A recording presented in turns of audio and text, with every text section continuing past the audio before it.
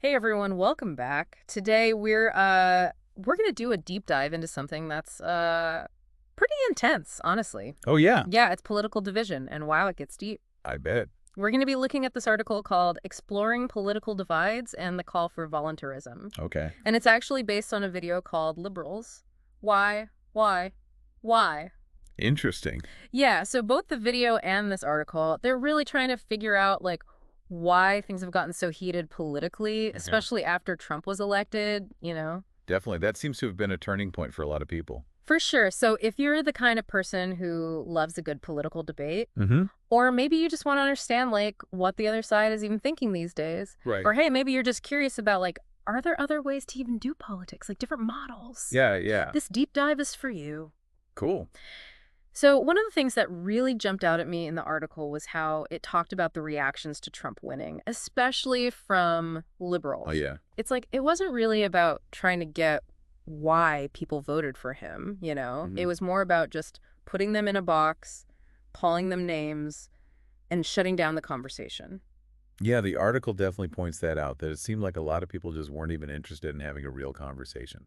Yeah, exactly. It's like instead of trying to build a bridge, we just poured gasoline on the fire? Ugh, yeah. And that just made the divide even worse. Right. And this whole idea of just dismissing people who disagree with you, it pops up again when the article talks about COVID. Oh, really? Yeah, they use it as like the perfect example of what they call virtue signaling. Okay, wait. So what exactly is virtue signaling? It's like, imagine someone posting a selfie wearing a mask on social media, Okay, yeah. but they're not necessarily doing it because they actually think masks work. They just want to look good. Exactly. They want to be seen as a good person by everyone else. So the article is arguing that during the pandemic, a lot of people were more focused on looking morally superior than they were on actually talking to and understanding people who had different views. So instead of listening to people who, say, had concerns about masks or vaccines, we just called them anti-science? Pretty much. And that's the same pattern we saw with Trump's election, Yeah. with condemnation instead of understanding. Yeah. Yeah, for sure. And then the article throws this really interesting idea out there, authoritarianism on both sides of the political spectrum. Mm-hmm. Wait, both sides? I thought authoritarianism was usually associated with... I know, right? Right. But that's what makes it so interesting. Okay. The article isn't saying both sides are equally authoritarian or anything like that, Okay. but it's saying that both sides, in their own way, use the power of the government to push their agenda. Which then limits individual freedom. Exactly. It's like Yeah. two sides of the same coin, maybe with different engravings, but Yeah. still the same coin. That's the good way to put it. So think about it. On the left, you've got things like wealth redistribution Right. and social welfare programs, which are all about making society more equal. Yeah. And on the right, you have this big emphasis on national security Mm-hmm. and maybe limiting certain individual freedoms in the name of safety and order. Yeah, so no matter what the intention is, whether it's creating a safety net or protecting the nation, both approaches rely on some degree of, let's say, encouragement to get people on board. Interesting. So that leads to this really thought-provoking question the article brings up. Does voting in our current system actually give us freedom, or is it more like an illusion of freedom? Ooh, that's a good one. Right, because the article argues that by participating in a system that's basically bouncing back and forth between two faces of the same ruling class, Right. we're just kind of keeping the system going that limits freedom anyway, regardless of who's in charge. That's a pretty mind-blowing idea, isn't it? Yeah, and it's like we're so caught up in this us versus them battle Totally, that we might be missing the bigger picture. for sure. But the good news is, the article doesn't just leave us hanging with this kind of depressing thought. Oh, good. It introduces a possible alternative. Voluntarism. Voluntarism, what's that? It's like, imagine a world without the government constantly telling you what to do, Okay. where everything is based on individual choice and agreeing with each other. Mm. So instead of someone at the top controlling everything, you choose how you want to use your resources, and you support the things you believe in, Okay. but you're not forced to support things you disagree with. That sounds kind of utopian. It does, doesn't it? But like with any system, there are going to be some challenges, right? Yeah, for sure. Like, how would things like the military or the police even work? Those are things we usually expect the government to take care of. Exactly. And that's what we're going to unpack in part 2. Okay, sounds good. We're going to dig deeper into this whole idea of voluntarism. Cool. Look at what it could mean and some of the potential problems with it, too. All right, can't wait. So make sure you stick around for part 2 of this deep dive. It's going to be good. See that there? Okay, so we were talking about voluntarism. Right, right. And it's easy to get caught up in how ideal it sounds, you know? Yeah, totally. Like no government telling us what to do, everyone living peacefully and doing their own thing. Yeah, it does sound almost too good to be true. It does, right? Yeah. So the article digs into some potential problems with it, too. Good. Because like with any system, there are going to be some hiccups. That makes sense. So what are some of the downsides? Well, one of the big ones is how would essential services work? You know, stuff like national defense, police, roads and bridges, all that stuff. Yeah, those are things we usually just assume the government will handle. Exactly. And in a voluntary system, you wouldn't be paying taxes. Right. So where would the money come from? That's a good question, yeah. So the article suggests that these services could be provided through voluntary contributions Okay. and through private organizations. So basically, instead of paying taxes to the government, you'd be choosing which organizations to support? Yeah, exactly. So it's kind of like choosing between two different operating systems for society almost. That's a great analogy. Like, the article makes a strong case for voluntarism, but it's really up to each person to decide, you know? Right. Do you want to upgrade to something new or stick with what's familiar, even if it's not perfect? Exactly. And of course, there are people who are concerned about, people who can't afford to contribute. Yeah, that's a really important point. Like, would they just be left without essential services? Yeah. So people who support voluntarism, they argue that in a truly free market, there would be so much wealth generated that everyone, even poor people, could afford these services. Okay. Maybe through charities or community support networks, stuff like that. So it really comes down to whether you believe a free market without the government getting involved would actually help everyone. Yeah, exactly. And of course, there's a lot of data about that. For sure, a lot of people disagree on that point. Yeah, definitely. What about the potential for just chaos? You know, with no one in charge, it's easy to imagine things falling apart pretty quickly. Right. That's another common argument against voluntarism. Yeah. That without a government to enforce laws, society would basically turn into anarchy. It doesn't take a lot of imagination to come up with scenarios where people's freedoms clash and things get messy. For sure. Like, how would you even resolve disputes without a clear system in place? The article actually addresses that too.